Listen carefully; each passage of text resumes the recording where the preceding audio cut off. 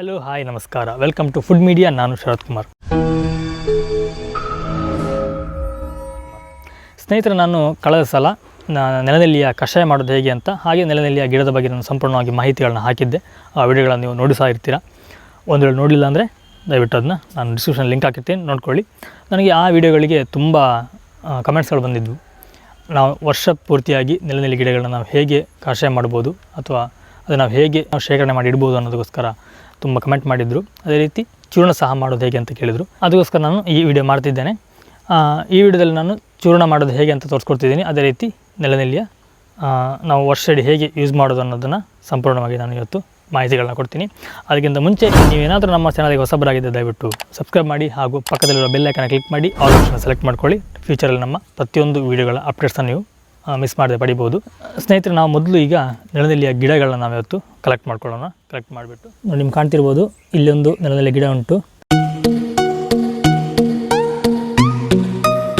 ಅದೇ ರೀತಿ ಇಲ್ಲೆಲ್ಲ ನೆಲನೆಲ್ಲಿಯ ಗಿಡಗಳೆಲ್ಲ ಉಂಟು. ನಾವು ಇದನ್ನೆಲ್ಲ ಈಗ ಕಲೆಕ್ಟ್ ಮಾಡ್ಕೊಳ್ಳೋಣ. ಈಗೆಲ್ಲ ಗೊತ್ತಿರುವ ಹಾಗೆ ನೆಲನೆಲ್ಲಿಯ ಗಿಡ ಮಳೆಗಾಲದಲ್ಲಿ ಮಾತ್ರ ಬೆಳೆಯುವಂಥದ್ದು, ಬೇಸಿಗೆಯಲ್ಲಿ ಸಾಯುತ್ತೆ. ನಾನು ಈ ವಿಷಯಗಳನ್ನೆಲ್ಲ, ಈ ಗಿಡದ ಬಗ್ಗೆ ಸಂಪೂರ್ಣವಾಗಿ ಮಾಹಿತಿನ ಆಲ್ರೆಡಿ ಕೊಟ್ಟಿದ್ದೀನಿ ನಾನು ಹಳೆ ವಿಡಿಯೋಗಳನ್ನು. ಆ ವಿಡಿಯೋಗಳನ್ನು ನೋಡ್ಕೊಂಡು ಬನ್ನಿ, ಆಗ ನಿಮಗೆ ಈ ವಿಡಿಯೋ ಚೆನ್ನಾಗಿ ಅರ್ಥ ಆಗುತ್ತೆ. ಇವಾಗ ಇಲ್ಲಿ ಮಳೆ ಎಲ್ಲ ಕಮ್ಮಿಯಾಗಿ ಬಿಸಿಲು ಬೀಳ್ತಾ ಉಂಟು, ಅಂದರೆ ಈಗ ಬೇಸಿಗೆಲ್ಲ ಸ್ಟಾರ್ಟ್ ಆಗ್ತಾ ಉಂಟು ಈಗ. ಹಾಗಾಗಿ ಇನ್ನು ಕ್ರಮೇಣ ನೆಲನೆಲ್ಲಿಯ ಗಿಡಗಳೆಲ್ಲ ಸಾಯ್ತವೆ. ಅದನ್ನೆಲ್ಲ ನಾವು ಈವಾಗಲೇ ಸ್ಟೋರೇಜ್ ಮಾಡಿ ಇಡೋದು ಹೇಗೆ ಅನ್ನೋದನ್ನು ಈ ವಿಡಿಯೋದಲ್ಲಿ ನಾನೀಗ ತೋರಿಸಿ ಹೊರಟಿರುವಂಥದ್ದು. ಒಂದು ವೇಳೆ ನಿಮ್ಮ ಮನೆ ಹತ್ತಿರ ಎಲ್ಲಾದರೂ ನೆಲನೆಲ್ಲಿಯ ಗಿಡ ಇದೆ ಅಂತಂದರೆ ಈ ವಿಡಿಯೋ ನೋಡಿ ಆದ ಕೂಡಲೇ ನೀವು ಹೋಗಿ ಅದನ್ನ ಎಲ್ಲ ತಂದು, ನಾನು ಯಾವ ರೀತಿ ಈಗೆಲ್ಲ ಪ್ರೊಸೀಜರ್ ಮಾಡ್ತೀನೋ ಅದೇ ರೀತಿ ಮಾಡಿ ನೀವು ಅದನ್ನ ಸ್ಟೋರೇಜ್ ಮಾಡಿ ಇಡ್ಬೋದು. ವಿಡಿಯೋನ ಸ್ಕಿಪ್ ಮಾಡದೆ ಕೊನೆ ತನಕ ನೋಡಿ, ತುಂಬ ಯೂಸ್ ಆಗುವಂಥ ಇನ್ಫಾರ್ಮೇಷನ್ಗಳನ್ನ ನಾನಲ್ಲಿ ಕೊಟ್ಟಿದ್ದೀನಿ. ನಾವೀಗ ಇಷ್ಟು ನೆಲನೆಲ್ಲಿಯ ಗಿಡಗಳನ್ನ ಕಲೆಕ್ಟ್ ಮಾಡಿದ್ದೇವೆ.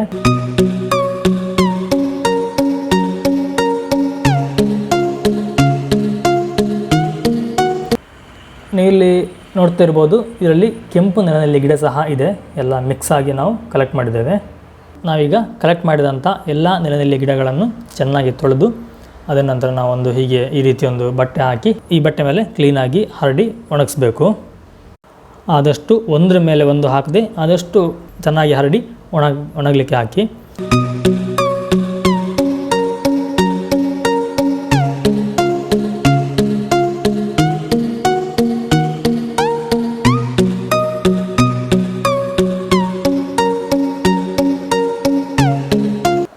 ಇನ್ನೊಂದು ವಿಷಯ, ನಾವಿಲ್ಲಿ ಬೇರು ಸಮೇತವಾಗಿ ನಾವು ಒಣಗಲಿಕ್ಕೆ ಹಾಕಿದ್ದೇವೆ. ಯಾವುದೋ ಅದರಿಂದ ಬೇರನ್ನ ಕಟ್ ಮಾಡಿ ಏನು ಹಾಕಲಿಲ್ಲ. ನೋಡಿದೀಗ ಸಂಜೆ ಆಗುವಾಗ ಈ ರೀತಿ ಒಣಗಿದೆ. ನಾವಿದು ಬೆಳಗ್ಗೆ ಹಾಕಿದ್ದು, ಸಂಜೆ ನಾನು ತೆಗಿತಿದ್ದೇನೆ.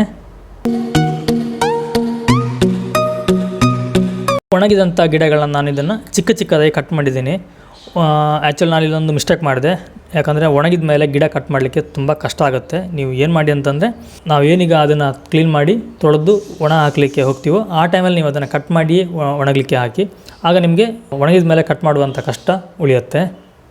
ನೋಡಿ, ನಾನು ಈ ರೀತಿ ಚಿಕ್ಕದಾಗಿ ನಾನು ಕಟ್ ಮಾಡ್ಕೊಂಡಿದ್ದೇನೆ.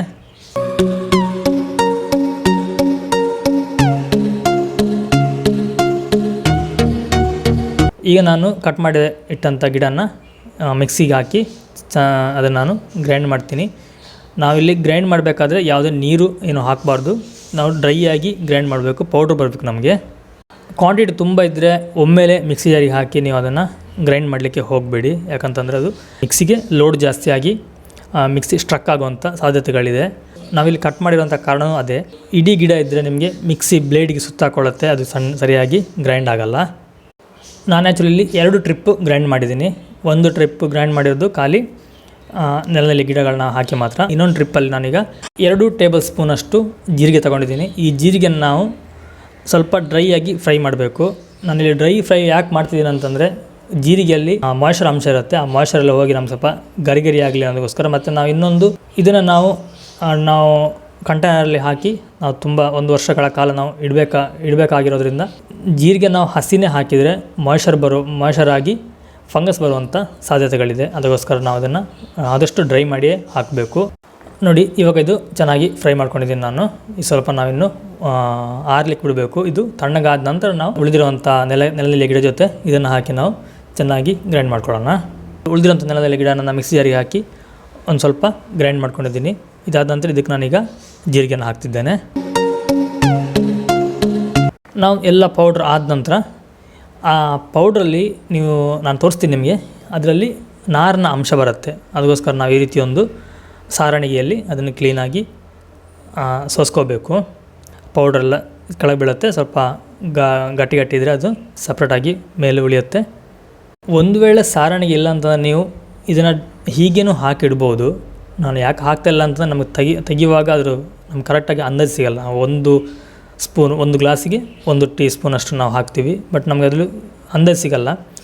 ಅದಕ್ಕೋಸ್ಕರ ನಾನು ಇದನ್ನು ಸಪ್ರೇಟಾಗಿ ಮಾಡ್ತಿದ್ದೀನಿ, ಒಂದು ನೋಡಲಿಕ್ಕೂ ಚೆನ್ನಾಗಿರುತ್ತೆ.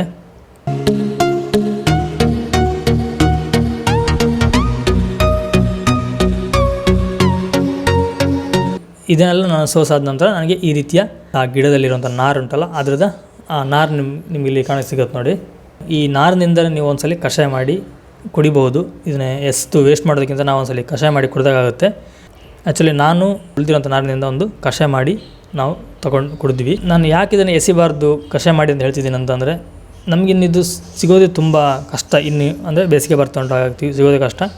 ಇರೋದನ್ನು ಎಷ್ಟಾಗುತ್ತೋ ಅಷ್ಟು ಕಷಾಯ ಮಾಡಿ ಕುಡಿಯುವ ಅನ್ನೋ ಒಂದು ದೃಷ್ಟಿಯಿಂದ ನಾನು ಹೇಳ್ತಿದ್ದೀನಿ ಅಷ್ಟೇ.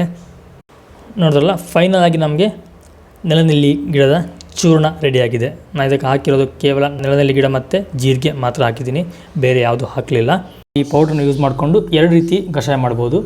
ಒಂದು ಕುದಿಯೋ ನೀರನ್ನ ಒಂದು ಗ್ಲಾಸಿಗೆ ಹಾಕಿ ಅದಕ್ಕೆ ನಾವು 1 ಸ್ಪೂನಷ್ಟು ಪೌಡ್ರನ್ನ ಹಾಕಿ ಡೈರೆಕ್ಟಾಗಿ ಕುಡಿಬೋದು, ಅಥವಾ ನೀರಿನ ಜೊತೆ ಇದನ್ನು ನಾವು ಕುದಿಸಿ ಸಹ ಕಷಾಯ ಮಾಡಿ ಕುಡಿಬೋದು.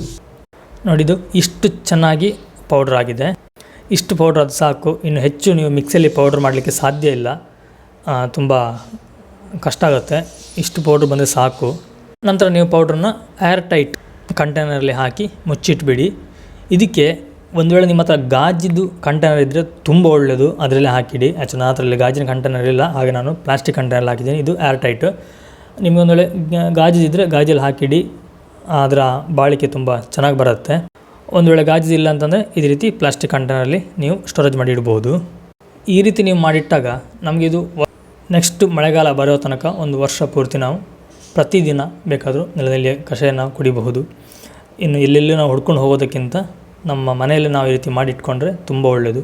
ಆ್ಯಕ್ಚುಲಿ ಮಾರ್ಕೆಟಲ್ಲೂ ನೆಲನೆಲ್ಲಿಯ ಗಿಡದ ಪೌಡ್ರ್ ಸಿಗುತ್ತೆ, ಬಟ್ ಅದರಲ್ಲಿ ನೆಲನೆಲ್ಲಿ ಗಿಡನೇ ಹಾಕಿರ್ತಾರೋ ಅಥವಾ ಬೇರೆ ಹಾಕಿರ್ತಾರೋ ಅನ್ನೋದು ನಮಗೆ ಗೊತ್ತಿರೋಲ್ಲ. ಹಾಗೆ ನೀವು ಮನೆ ಹತ್ರ ಸಿಕ್ಕಿದರೆ ಮಾಡಿ ಇಟ್ಕೊಳ್ಳಿ, ತುಂಬ ಒಂದು ನಿಮಗೆ ಉಪಯೋಗ ಆಗಬಹುದು.